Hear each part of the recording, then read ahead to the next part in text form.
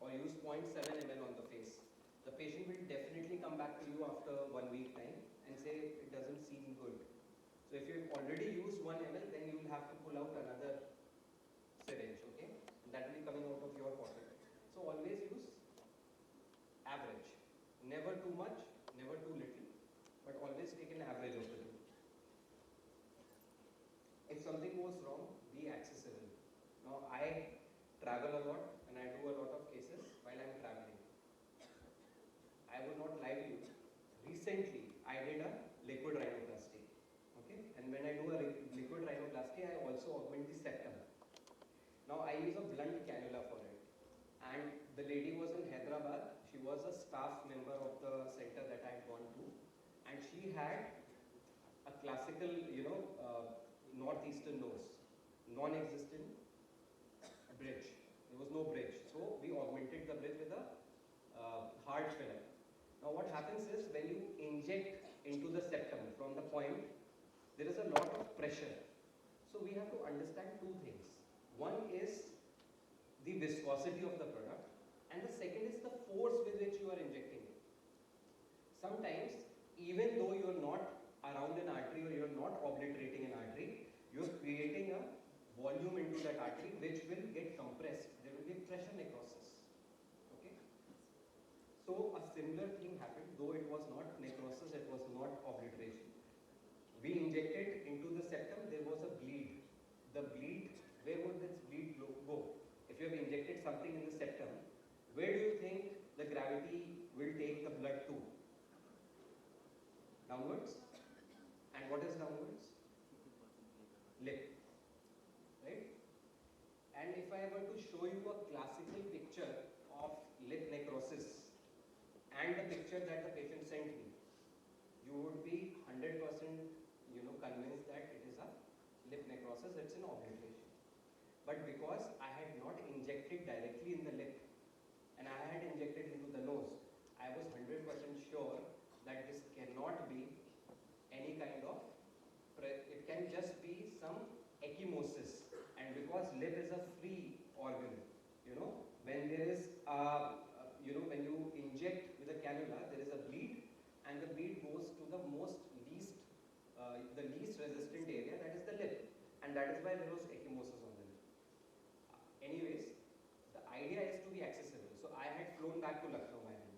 Now the owner was wanting me to fly back to Hyderabad again and get it dissolved. Right? So it created a lot of rift, and that is a very bad business. In terms of business, if you think of it in a business perspective, if your hospital or if your clinic who is calling you for reference and you are not available, then that gives you a very bad name. So this is one of the learnings that you eventually, you will grow into it. You never start partying after doing a filler, because you get a lot of money and you just go on a party. But please be there for the next 1 week, right? Then choosing appropriate filler, I have already discussed. How will you choose a filler, right? Budget, very important. There is an 8,000 rupees filler also. There is a 20,000 rupee filler also. Which one does the patient want? Is the budget allowing him? How many ml are you going to use? What are the additional things that you might need? All of that, right? What are the considerations? There are a lot of things, there are religious stigmas. Somebody would not like an animal product being used. Some people would say that, my previous experience was not good. So there are a lot of red flags. If you see the patient does not have any red flags, you can go ahead. And then what device are you using? Are you using a needle? Are you using a cannula? I personally am a cannula fan. I don't use needles at all, even for lip filler. I use cannulas only because they are safe. So for me, the safety is the most important thing for the patient. Then there are injection techniques. Now you can do a teardrop fashion of injecting. So I'll show you how does that work. That is known as linear threading technique, right? Then there is a serial puncturing technique also. So you have marked certain areas of dry areas on the face and you're using a low consistency filler for hydration. Then what will you do? You will do serial puncturing only, right? You will just keep on marking those points 1 centimeter apart throughout the face. numb the face and inject it superficially. Simple. Half an hour procedure. Linear threading, you can inject at one point in the leg, insert the needle, and while you are retracting the needle, deposit a little bit of filler. So this is known as linear threading technique. Then fanning technique, the technique that I usually like to do. Just make an entry point here, okay? Introduce a cannula. Now from this entry point, you can have A, B, C, D.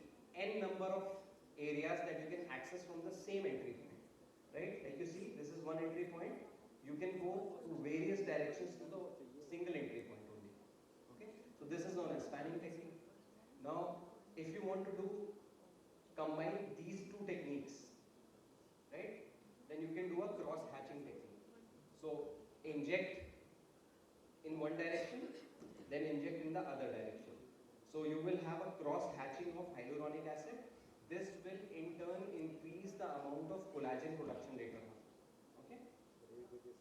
So various angles in which you can introduce the needle. I personally like to make an entry at 30 to 45 degrees.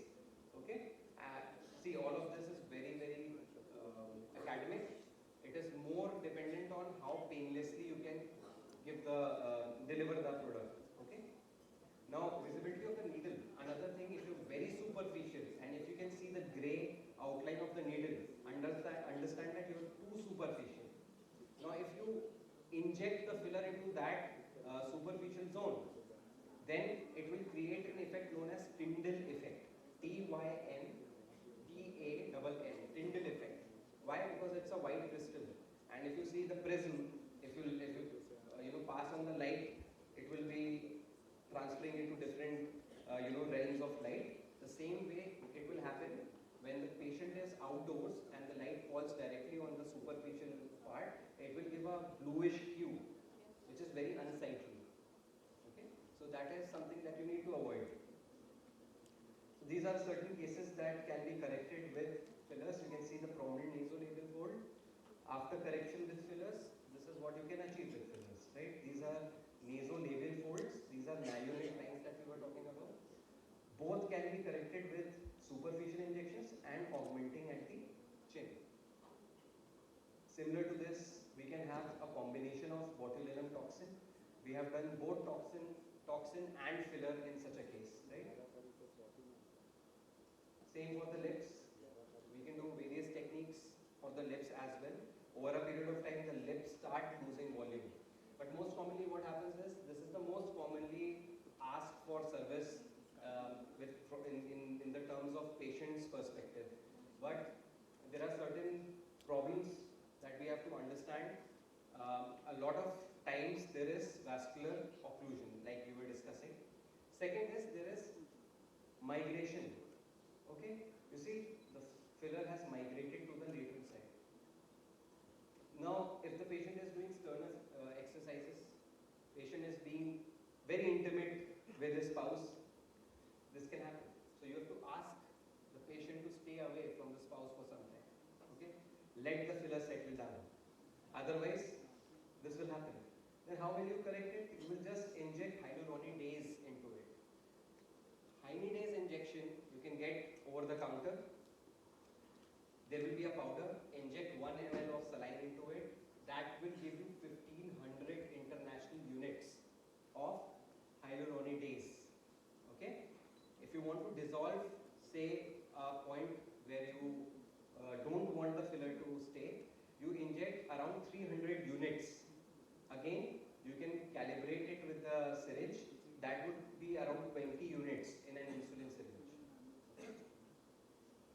So the complications can be immediate, early or late. It's good if there is an immediate complication, you can catch hold of it immediately. One being the Tyndall effect, immediately visible, dissolve it. Okay, or press it, let the nodules be molded into a linear pattern.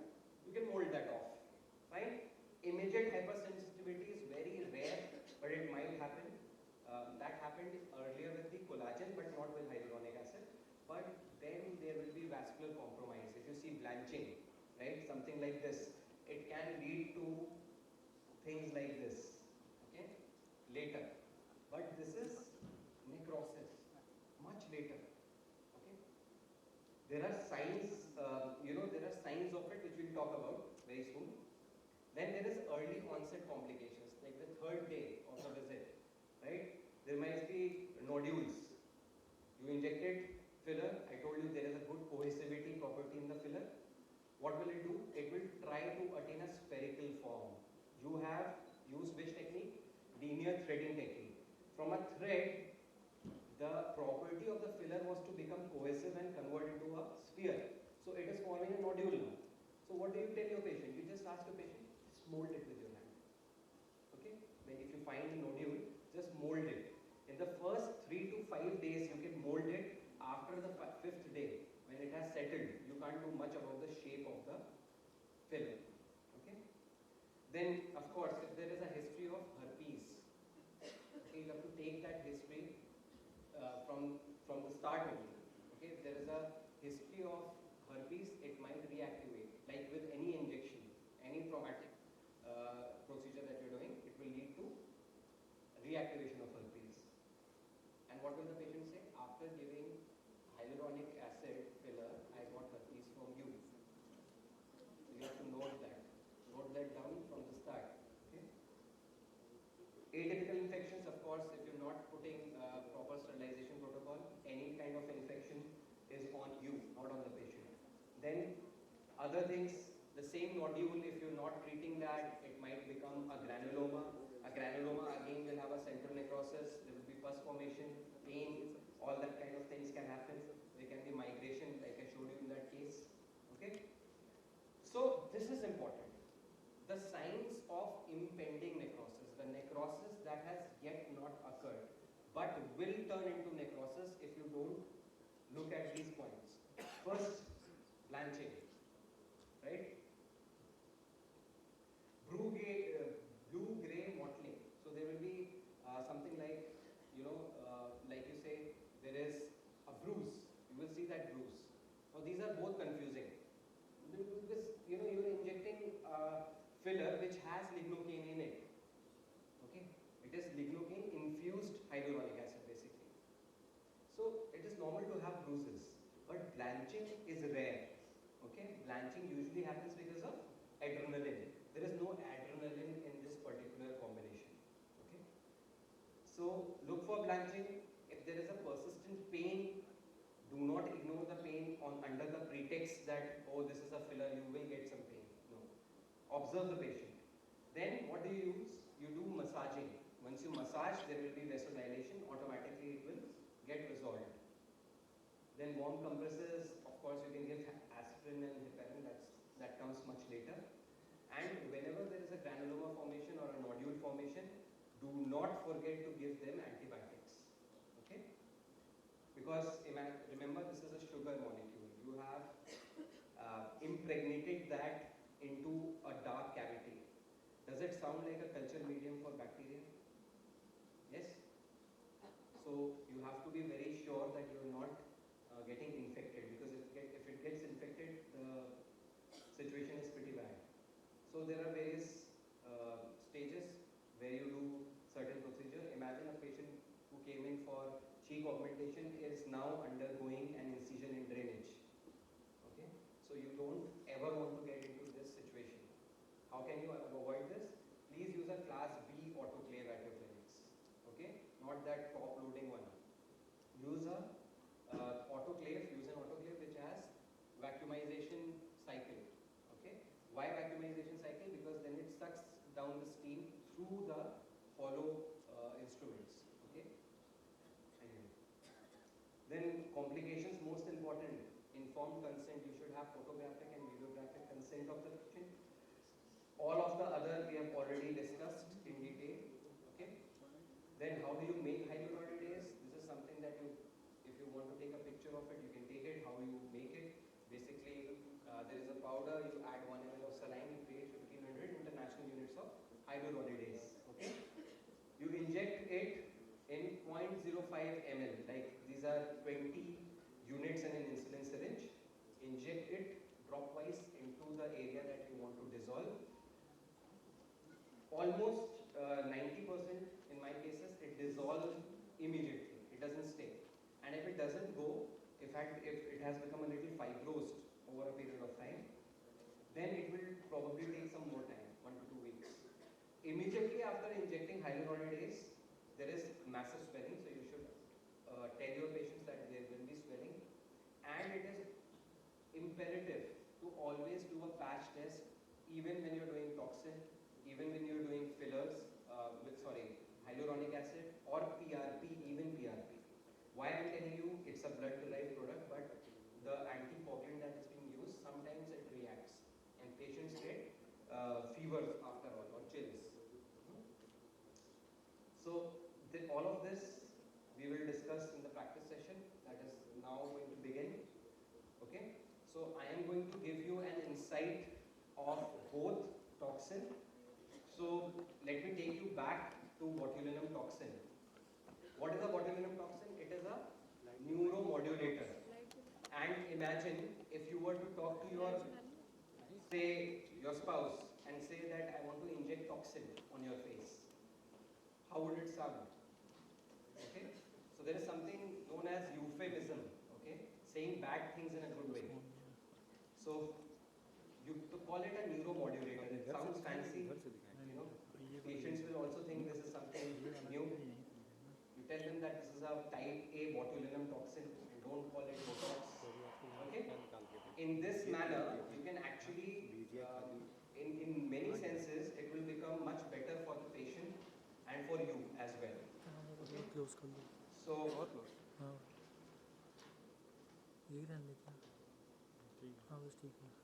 the model is with me since many months now.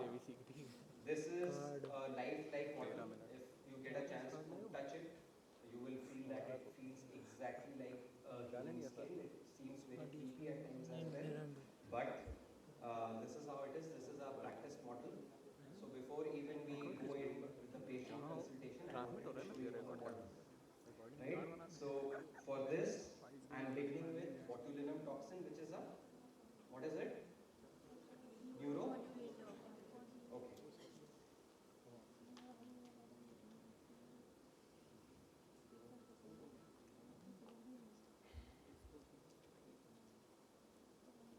So my patient doesn't like me without the nitrile gloves. Okay. So even Lisa says no to any such doctors who don't wear gloves. Okay. So make it a habit that even when you are marking the patient, you are always wearing a glove. After that, what are the surface treatments that we can do? Can you think of any surface disinfection that we can do for the patient? Everybody, like the majority in the house are female candidates. So everybody must have put on some foundation in their life. No? How do you remove that? Micellar water, right? Everybody knows that. Nice. The guys are thinking, what is that? So basically, you need to. So basically, what we do is we have to have a surface disinfection. Simply, we go from center to lateral. Now, this patient, on this patient, I have already applied this Prilox. Can you zoom into this? Can you zoom into this? This is basically Prilocaine with lignocaine in 1:1 ratio. What does it do? It basically helps in breaking the skin barrier. Basically, it goes down the skin barrier and numbs the skin. If you were to use even 10% of lignocaine gel, it won't help you. Because lignocaine molecule as a molecule doesn't penetrate the skin barrier. Okay? So we use this Prilocaine. So this patient was sitting in the consultation after all the pictures that I've taken. I've taken all her pictures. I have taken the consent form. I've taken her medical history. I've told her you will need both botulinum toxin and hyaluronic acid based filler. This is the pricing for it. First give me the money. Okay? So So once I have had the money with me and I have procured the products, I have cleaned her face and now there is Prilox on the face. Okay? So I am skipping the first cleansing routine. Like the first cleansing routine as a rule in my center is not to wear any makeups on the day of injection. But sometimes there are walk-ins, so you can't really help that. So you have both oil-based face washes and gel-based, water-based face washes. You use both of them. So micellar water, one of the best cleansers for the removal of BB creams. The most notorious thing that you can ever handle in a clinic. Okay, you can end up having the whole stock of gauze, but it will still keep coming out. So once that is done, patient has washed the face and I have applied the Prilox. Right, the Prilox is applied in layers, good layers. Then you have those cellophane sheets. Okay, so you apply the cellophane sheets on the face. Okay, but make sure you make a hole in the mouth. Okay, otherwise it won't be too good for the patient. And once you have cleaned the things off, say here I have I think chlorhexidine based hand sanitizers, even that works. But if you can have something a little less mild, you can just take that, and the idea is to prepare it from center to peripheral. Center to peripheral. Then once you have done the whole face, you've cleaned the whole face, okay, and you are gloved in. Now the patient is numb, and say this is the vial, okay? This is the vial. This usually is just a powder, fine? The only rule that you have to remember is the rule of 2. Remember I told you, wherever we are going to inject botulinum toxin, it would be, it would be how many units? 2 units, okay? Now, remember that when you want to dilute this, or the correct way of going about filler, going about botulinum toxin is reconstitution. So if you zoom into this, you see there is just powder. Okay? The first time you will see, you will feel that it is empty, but it is just a ring of powder that you see here. Now, this is vacuumized. There is vacuum inside, and then there is botulinum toxin type A as a powder there. Okay? This needs to be always kept within ice pack. So I have an ice pack here. I'm going to rest this bottle on the ice pack. In fact, I will sandwich it in between 2 ice packs while I am preparing for the reconstitution. Now I have a sterilized 50 ml normal saline. Okay? I'll remove this cap, and to be double sure, I will again use a disinfectant over this, and from this particular disinfected surface, I will use a 2.5 or a 3 ml syringe to enter and withdraw around 2.5. Remember the 2?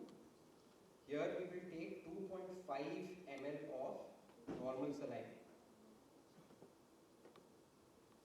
Okay? This is the internationally accepted dose of dilution, or you can say this is how we reconstitute this particular product. Now,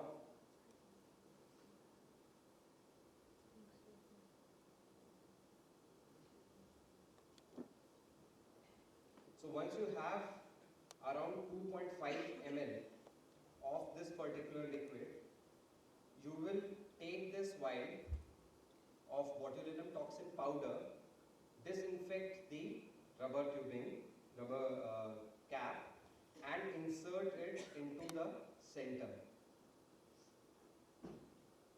So once you're going to enter straight, because there is vacuum inside, this will get pushed in. Okay? Basically the vacuum will suck in the plunger, so you don't have to do anything. Now, at this point, you already have liquid. right? Now you have the liquid with you.